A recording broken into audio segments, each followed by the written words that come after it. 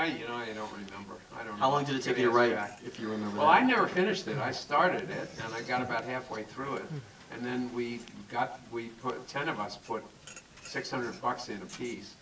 So on that $6,000, we bought film stock and started to shoot. And then my friend John Russo and I collaborated on the rest of the script.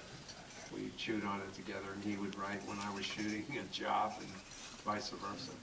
What I love about you is that you're still an independent filmmaker to this day. You have independent roots. And to my knowledge, and please correct me if I'm wrong, I want to get the story straight, when Night of the Living Dead was done, you had showed it to distributors.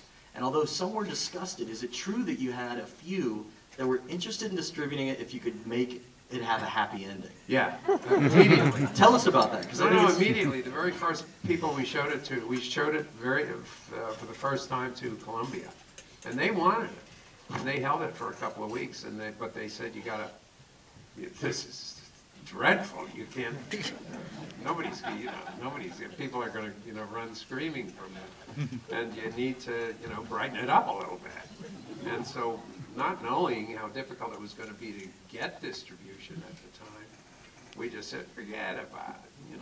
We're going to stick with what we got. And that was it. And then we couldn't. But of course, we were going right to the biggies, and we finally hired an agent. And in those days, it was harder to make a film in those days. I mean, it was 35 mil. We shot on 35 mil, and it cost a lot of dough.